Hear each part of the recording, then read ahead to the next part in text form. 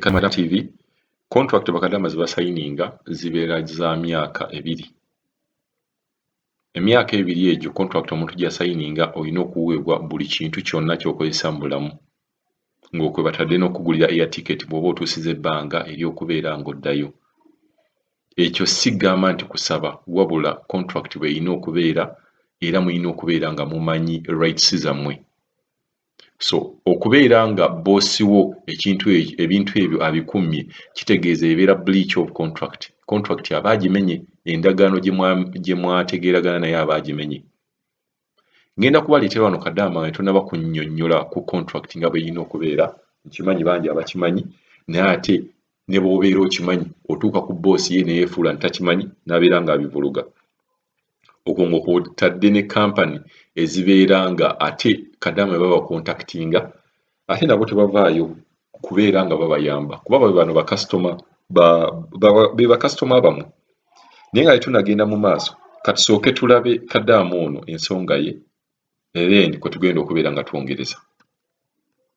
Osiibye otya ssebo Mr. Kadaama TV? Nina kye mbadde njagala okusaba, simanyi oba osobola okunnyambako. Eno kampani eyandeeta njegayiridde emirundi mingi okunnyamba naye simanyi lwaki tennyamba. Owulidde? Simanyi lwaki tennyamba. Ebiseera ebisinga bwe tugamba nti tuyitira mu kampani oba batunyumiza amandaazi nga bwe bagenda otufaako. Owulidde Mr. Kadaama? Naye we tutuuka eno tebatufaako. Omuntu n'otoba n'omalako emyaka gye 2 n'obasaba obuyambi gye bali n'ogamba bakama bange oba tebaagala kungulira airticket nkikkiriza oba bagaanye. Naye kye muba munnyamba mwe munkwate mugambe mukama wange aleete paasipooti yange akole ki? Nze neegulire airticket nzire ewaka. Naye banaye Mr. Kadaama mpulira obusungu, nze simanyi nakyakukola. Kampani eno ngikolere ki? Mbeerawo n'embirowooza abaana ne bakomplaininga ku zino kampani ezituleeta eno. Abantu ne bagamba bavumiridde kampani naye ng'ebiseera ebisinga kampani zino zennyini ze zitusula mu buzibu. Batunyumiza amandaazi nti mukama wo oba omazeeku contract waddembe okugulira ki? Airticket oddeyo. Naye eriyo ngaffe mukama wo n'agamba sijja gikugulira ate ng'ayagala oyongereyo emyezi 6. Ate gwe omuntu nga gwe omuntu oba okwoyo kola. Bannaaye mpulira obusungu okuva enajja wano zino ngenda kumala wano omwezi newe nkabira ofiisi yange kuva luli nakugamba nga nkyali mu kiyumba terina bye nnyamba. Nabasindikira enamba ya mukama wange tebanzirangamu, bawuliriza audio ne basirika busiisi tebalina kye banziramu. Muli neebuuza nkole ki? Mazima ddala nkole ki? N'abeera ne Saudi okumala ebbanga ki? Obirowooza ne bikuggwako naye bino bikampani nga alususu bye bisaanidde okukomekkereza okuleeta abaana. Ne tubisaasaanya ku mikutu gyonna egyampuliziganya. Kampani zino Mr. Kadaama ze zisaanye okubanyingibwa okuleeta abaana ku kyeyo kuno kubanga tuziyitiramu kutuyamba bw'oba nga ofunye obuzibu. Naye bwe ziba tezituyamba tetulaba nsonga lwaki weeziri ate nga zeewaaniriza nga bwe ziyamba abaana. Nze neekubidde endulu buli wamu nga kyenjagala bagambe mukama wange aleete paasipooti yange kyokka nze nzire ewaka. Nze nina ssente zange ezisobola okungulira airticket nze nzire ewaka kyenjagala kyokka. Owulidde? Naye tewali annyamba. Kampani n'owagikubira terina mugaso. Bannaye ba agenti n'obakubira tebalina mugaso, tewali kye bakuddamu, tebakwata masimu gaabwe. Enamba gye baateekawo ey'okusaba obuyambi newoweerezaako obubaka babuwuliriza ne bamala ne basirika. Nze neebuuza nkole ntya Mr. Kadaama TV? Ddala mazima ki kye nnyinza okukola? Naye mukama bw'alimpa omukisa n'enzira e Uganda Mr. Kadaama TV bino bikampani singa nalina obuyinza ebitayamba abaana nga bino nze bye nandisoose okuggalawo. Kadaama muwulidde, sijja gamba nti obusungu alina bungi wabula amazima alina mangi lwa nsonga akoze emyaka gye 2 agimazeeko. bw'omalako emyaka gye ebiri olina okubeera ng'orenewinga contract oba olina okudda ewaka. Okudda kwange ewaka gwe kennyini abadde ankozesa gw'olina okunsasulira air ticket. Passport yange bw'obeera nayo tebeera yo. Passport ebeera yange era n'akafaananyi bw'ogibikula manya nze ndi musigwalimu. Ekyokugamba nti nno oba wagisasula mulimu babosi abagamba nti gundi eno nagikusasulira. No problem. Bw'oba wagisasula tekitegeeza nti yo wagisasula kuba wali omanyi nti nina okubeera nga nzigyeemu. Naffe ssente ze tuteekamu mu abakozi nga bava egundi bava ewaabwe mu byalo, ssente ezo teziba zaffe era nazo zibeera zaabwe kuba oba omaze oziwaayo. So kano akakodyo Abawarabu ke bagamba nti nasasula passport nagisasula, yes well and good wagisasula naye si yo. Gwe weebikulemu olabe nti mulimu Muwarabu, mulimu Munnayuganda.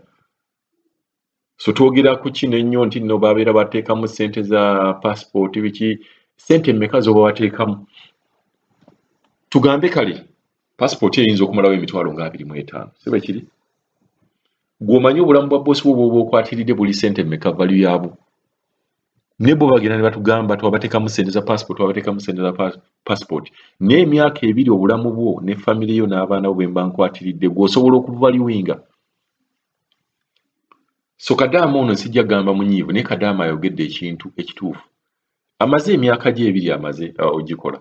Agamba mumpe passport yange njagala kugenda bagaanye. Mungulire ticket kuba right ye. Kino ekintu abantu bagenda bagamba nti kwegayirira. Tekuba kwegayirira kuba kino kibeera contract nti contract bweggwako ngenda kukuulira ticket. Bagaanye. Bwe baba bagaanye abagambe kati oba mugaanye nze nina ssente zange. Era nakyo bagaanidde passport ye kuba tewali ngeri gy'abasobola gendamu. Naye nga nabagamba bw'olemesebwa ennyo osobola ogenda ku embassy ne bakuwa emergency travel document osobola ogitambulirako. Kugamba boosi bw'atabeeraawo n'agamba bw'asigaza passport ni kyamaanyi nnyo. Right, olina okubeera nga olina okufuna passport ye boosi alina okugikuwa. Naye Kadaama agenze n'agambamu n'ekintu ekyogamba office ne company ze baleeta. Nze ngamba guno gwalibadde mulimu gwammwe ddala bw'oba omanyi Kadaama amazeeko emyaka gye ebiri. Boosi ono n'akwata contract ye. Manya n'akwata passport ye. Kino kyokka aba bleaching aba contract agimenye kugamba omuntu ky'anagamba nti ableachinze contract aba agimenye. Kati bw'aba agimenye ng'ate mmwe company mulina okuvaayo ne mulaga ne mubeera emabega wa Kadaama ono ne mubalagira ddala nti banaye kino ekintu kye mukoze kintu kikyamu. Ne boosi ng'ono bano abantu nammwe mulina okubeera nga mulina rules ne regulations. Ate jjukira company bw'ebeerako n'emitemwa nga gino ddala ng'eragira ddala nti abantu mulina okubeera nga mbayisa bulungi. Trust me company ejja genda nnyo mu maaso. Naye company ezitavaayo zolaba nti baagitunda yava mu mulimu. Naye company zonna ezifaayo ne zibeera nga zirina amateeka. N'Abawarabu bajja kwagala abantu balina amateeka. Nga bamanyi ne Bakadaama bavaayo bajja kubeera nga nabo bayina empisa.